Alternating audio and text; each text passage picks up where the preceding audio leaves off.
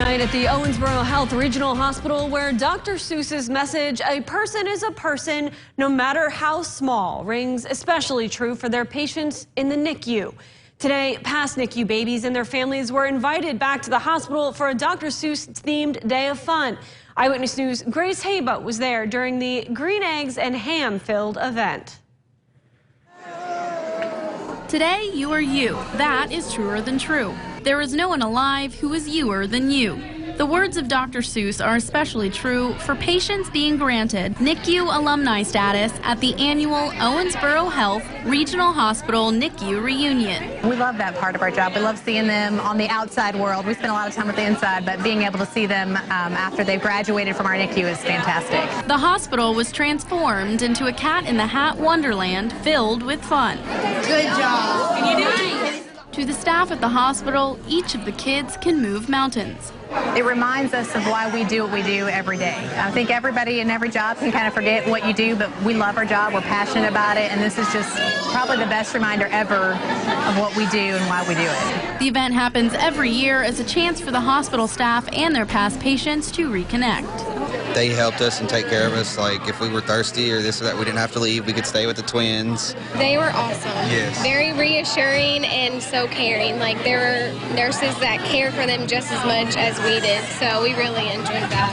The little artists put their creativity to the test as they colored outside the lines for a mural that will be displayed in the NICU Center. It's kind of an equalizer. Everyone is an artist, and a community that paints together, it creates more community, and it creates a feeling of confidence, and allows the children to express themselves. And when they see something that other kids have done, it gives them confidence.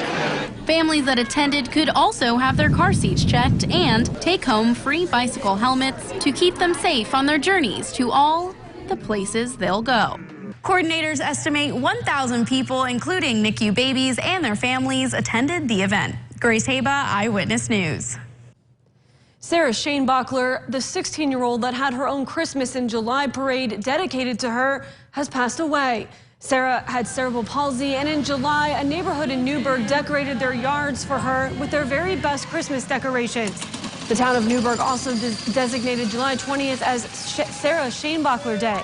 According to her obituary, she passed away Thursday at home, surrounded by family. Her obituary says she would want everyone to turn up the music, throw up a thumbs up, and love unconditionally, always. The Dubois County Emergency Management Executive Director issued a warning today about the potential for fires to get out of control. The county is not under a burn ban, but the release says the ground vegetation is very dry, making it easy for controlled burns to get out of control. Local officials are monitoring the situation, and a burn ban could be issued soon. North Hopkins Water District customers will be without water for most of today and will be under a boil advisory until Tuesday. That's according to the office manager. We're told there is a mainline break in the Vendetta area. Customers affected are north of East Lawn Road, Shake Rag, and North Hanson Road. And in the town of Dale, officials announced the water boil order there has been lifted for those affected on Thursday. A Princeton man is facing charges after police say he was driving drunk with a child in the car. Police say last night a trooper stopped the driver for driving left of center on State Road 168 near Church Street. The driver was identified as 43-year-old Bradley Beatles of Princeton. We're told Beatles' 9-year-old daughter was also in the vehicle. According to police, Beatles tested positive for marijuana and had a blood alcohol content of 0.1%. Beatles was arrested and taken to the Gibson County Jail. Illinois lawmakers will consider banning most flavored vaping products because of concerns that they market to young people. The legislation would bar all vaping flavors except menthol. Governor J.B. Pritzker says he supports banning flavored vaping products, which critics contend are marketed at children. A committee hearing on vaping is planned tomorrow in Chicago. Young students who have studied the issue are expected to testify. A winning $1 million Powerball ticket was sold in Kentucky. A ticket sold in Oak Grove for last night's Powerball drawing matched all 5 white ball winning numbers, but not the Powerball. The winning Powerball numbers from last night's drawing are 1, 9, 22, 36, 68, with the Powerball of 22. Tomorrow morning, Kentucky Lottery security staff members will do security checks at the store where the ticket was sold. Once those checks are cleared, the name of the retailer will be released. The winner has 180 days from the date of the drawing to claim their prize.